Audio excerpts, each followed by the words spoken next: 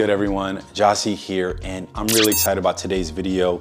A lot of you all have been asking about, do I actually use the Pixel 8 Pro and how my experience has been the past few months. So in today's video, I'm gonna do an official review and comparison of the Pixel 8 Pro versus the iPhone 15 Pro. In this video, we're gonna be doing more of a real world and practical comparison between the two.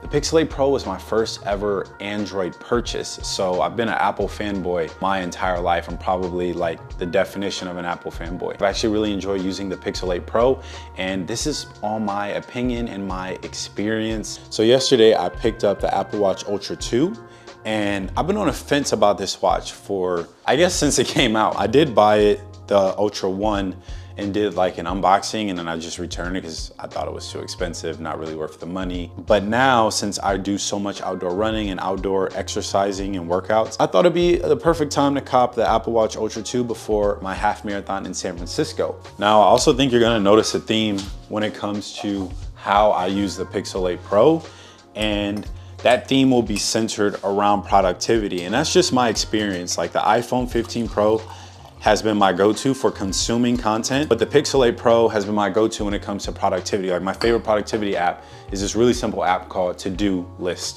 And I also use an app called Spatial, which is this mood tracking app that is a great way to just see how I felt throughout the week. So I decided to purchase the Pixel 8 Pro because I have to admit that the iPhone doesn't really excite me the way it used to, and has seemed to plateau from a software innovation standpoint. If you ignore the slight camera upgrades, there honestly isn't that much of a difference between the 15 Pro and previous iPhone generations. To be honest, as a software engineer and content creator, I was thoroughly curious about the Pixel's camera and AI capabilities. I picked up the iPhone 15 Pro in the new natural titanium color with 256 gigabytes of storage. I initially wanted the blue titanium color, but when I saw the natural titanium colorway in person, I instantly felt that this was the best color. The iPhone 15 Pro has a 6.1-inch Super Retina always-on ProMotion XDR display with 2000 nits of peak brightness, and powered with the all-new A17 Bionic chip. The iPhone 15 Pro camera system is equipped with a 48 megapixel main camera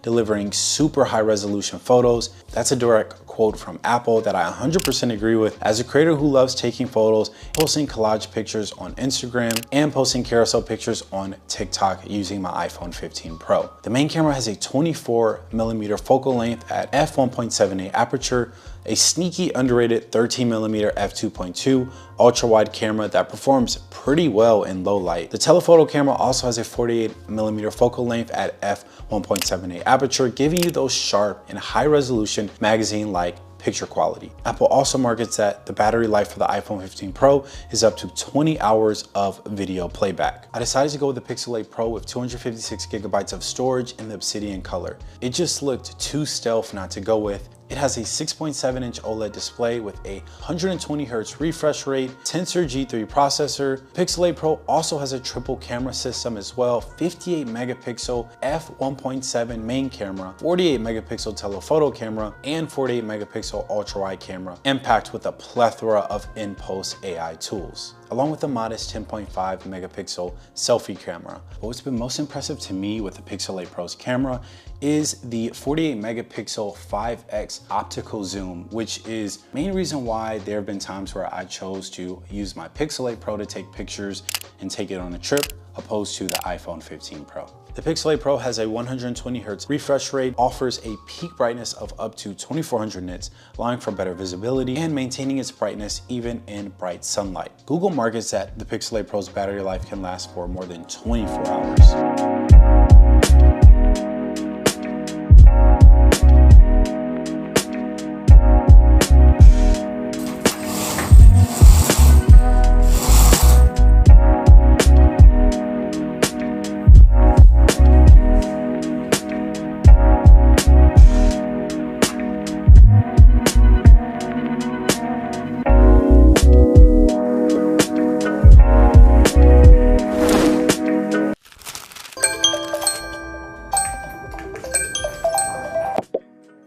My timer for boiling sweet potatoes for lunch just ended, and I wanted to end the timer hands-free, just like how I started the timer hands-free. I had a toast notification that told me to just say stop, but I said, stop instead, and then it kind of errored out. So I don't know if that's a bad user experience, because I would expect Google's AI to know that I have a timer running, so that's why I told it to stop. But maybe I should have just followed the toast notification word for word. So I mostly use the Pixel 8 Pro for productivity. And I also just don't really use social media that often on this phone, even though I have YouTube, Instagram, and TikTok installed on this phone. Maybe Android has better productivity apps, or I don't know. Maybe it's something specific to me where my iPhone is more used for consuming content and my Pixel be used for more productivity. And that may or may not be predicated on the features offered for each phone. I mean, if you really think about it, both have solid cameras. I'd say the iPhone has better, the camera footage of the iPhone looks better. It's more stable, especially transitioning between different focal lengths. But the Pixel, it's much better in post, which is the main reason why when I would travel or go to some important event, I actually would bring the Pixel. And if you're thinking about cost, the Pixel 8 Pro costs just as much as the iPhone 15 Pro, but it has 4 focal lengths versus the iPhone 15 Pro only having 3. When I went to my cousin's Ohio State football game, I really enjoyed using the Pixel 8 Pro, shooting in RAW, 50 megapixels, using the 5x focal length to snap pictures of the stadium and the players on the field was unmatched.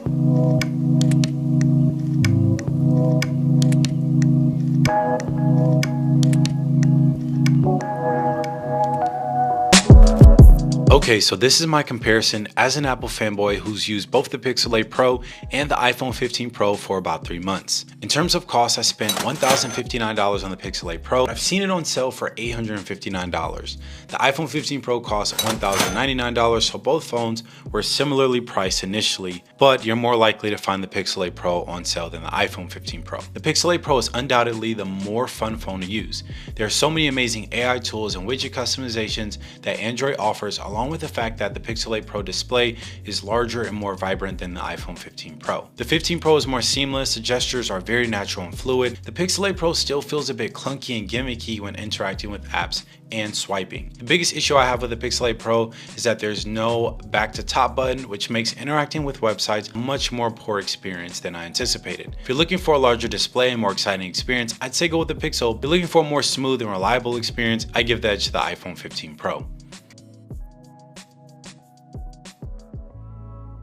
So when it comes to unlocking my phone, I found that the Pixel 8 Pro has been much less reliable than the iPhone. The fingerprint and Face ID work about 70% of the time, but never work when I'm in a rush. Also noticed this bug where I'd unlock my phone and my apps don't show, it just shows my background image. Obviously, iPhone doesn't have Touch ID, so Pixel has more options for unlocking your phone, but Face ID works much more often, performs better in low light, and if part of my face is covered, it still can unlock my phone. iPhone definitely wins this category. The Pixel 8 Pro's AI tools can't be ignored. The AI tool I've enjoyed the most is Google Lens. This feature is extremely helpful. Background noise reduction, faking sunsets in the background are also incredibly powerful. For example, we've used Google Lens to snap pictures of really cool buildings, along with taking pictures of animals or plants when walking in the park. I recently updated my Pixel and I've been loving the video boost feature, which makes low light and image stabilization so good on the Pixel 8 Pro. The 15 Pro's photos always look exactly how you intend to look. The low light is solid, and most importantly, the contrast and shadows make me look more realistic,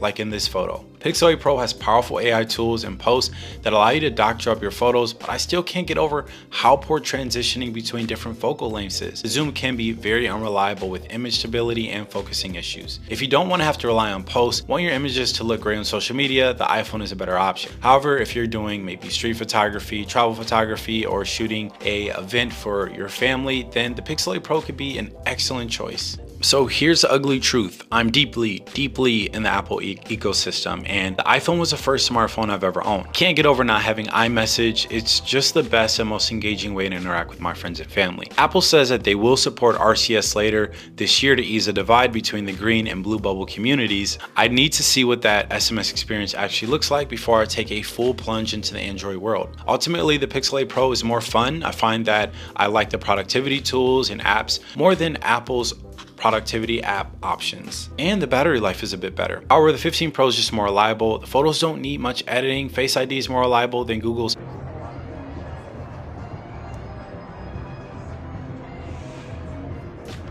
bit more. So that pretty much wraps up this review of the Pixel 8 Pro and 15 Pro. Be sure to comment your thoughts about each phone or whichever one you prefer. And also let me know if you want to see me review or do a day in the life with the Samsung S24 Ultra. And as always, have a blessed rest of your week. Peace.